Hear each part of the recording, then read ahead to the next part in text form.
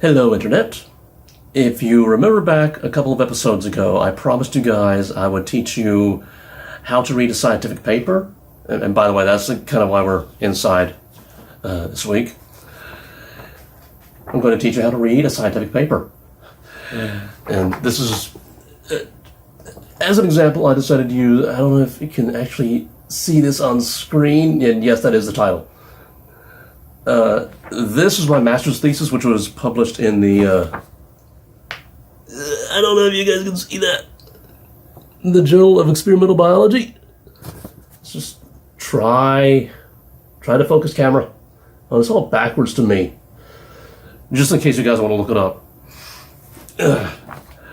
But yeah, first part, the title. And yeah, the titles are very, very scary looking because they have to be extremely specific when describing the research that's performed. That's kind of a requirement. It's not so much a keywords thing because the keywords are placed somewhere else. Down here and below the abstract. I don't know if you guys can see that because it's very, very fine print. And by the way, the next, actually in this case it's labeled summary instead of abstract. But that's basically what the abstract is. It's a summary. Basically goes into even more detail about the research that was conducted. Now, unless you're a scientist, those are probably the two most important sections that you want to read. Although neither one will give you any information as to the results that were observed during the research. That happens later. This just basically gives you an overview of what was actually done. And a lot of them, like this one, will have an introduction with background information. You have to understand that science is a very big field. So big that it's divided into other fields. And scientists that are experts in one area usually know very little about something else. Geneticists don't know a lot about string theory, more often than not. That's another. I mean, not everyone will have an introduction. Let's see. I'm trying to find the materials and methods. That comes next. It's right there. Unless you're a peer reviewer or another scientist, you probably can completely ignore that section because that basically gives a description on all the chemical reagents, all the equipment, oscilloscopes and electrical woozitsies, as well as the experimental procedure and the statistical analysis that was performed on the data. This is something that's very important to peer reviewers, and if you're not in the know, a little background on what the peer review is. Basically, there are people out there who are trying to do BS, bad science. And yes, there are organizations that are actually paid to do bad science. And, well, the peer review boards, well, one of the things that they do is that they kind of screen research reports like these to weed out the bad science. And one of the things they have to know about is, the materials and methods. And basically, they're very, very knowledgeable in experimental design, hypothesis testing, and statistical analysis, which is basically what is this right here.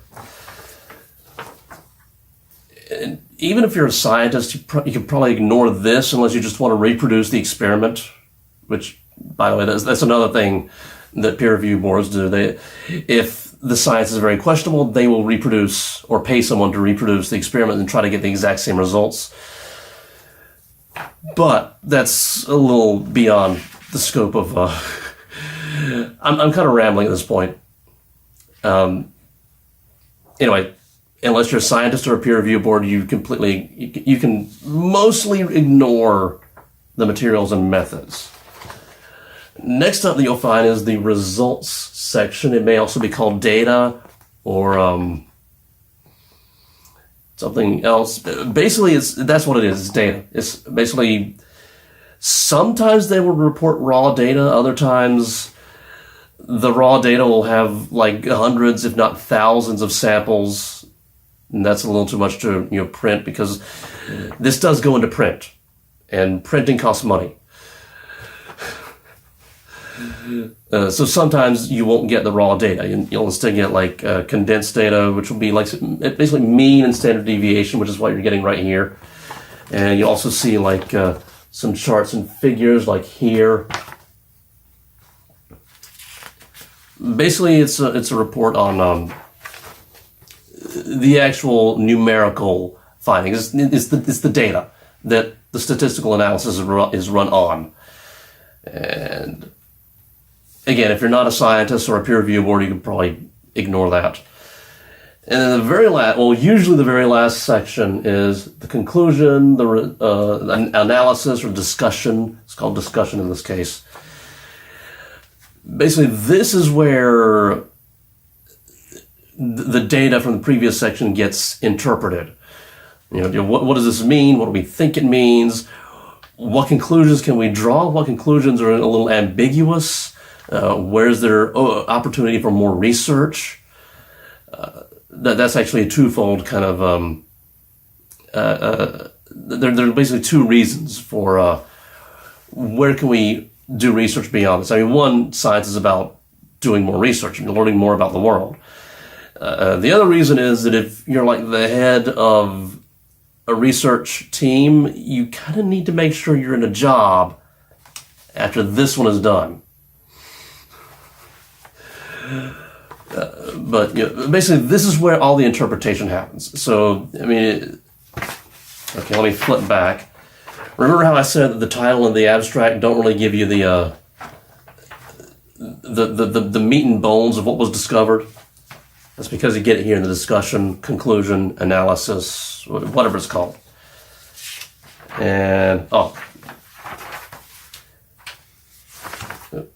okay, yeah. These are the last two sections, list of symbols, because oftentimes science words are very, very big and they take up a lot of room, they take up a lot of time to type out. And again, print costs money, so we abbreviate a lot. So again, we get a list of abbreviations. And then below that, references. Because usually research is built upon the research of others. And it's usually a good idea to kind of reference where you're getting your like let's flip back. Where is that? Introduction. Usually the references refer back to where the information in the introduction comes from. Although I'm doing a lot of flipping around. Discussion. Yeah, at this point, I'm not even trying to make sure the words are on screen. I'm kind of taking for granted that you guys actually remember what I'm talking about. But yeah, usually the references are referencing information that's presented in like the introduction and the discussion. You don't get a lot of that in the materials and methods and the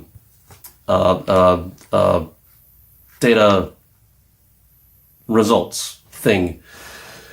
Although you can get sometimes researchers do kind of like borrow research techniques from other researchers, and they will reference that in the materials and methods.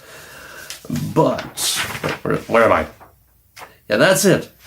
Last page. Last page is blank because page is two-sided. And anyway, unless you're a scientist or a peer review board, title, summary or abstract, and the discussion, analysis, conclusion, whatever that is, those are going to be the most important. And yes, there will be a lot of highly technical words, and this is another thing that peer review boards try to do is again, scientists that specialize in one field usually know very little about another field.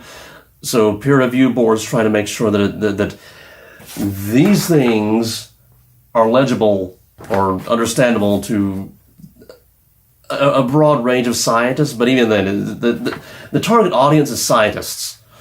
So if you don't have a background in science, it can be a little, the verbiage can be a little hard to digest. In other words, learn science. I did, it's not easy. I'm just weird. Anyway, I promised you guys I would teach you how to read a scientific paper, and that's basically the quickest way to do it. Ignore the information that you don't need. Well, that's how you do it, and I don't even know what I'm going to do the next episode on. But I'll see you then.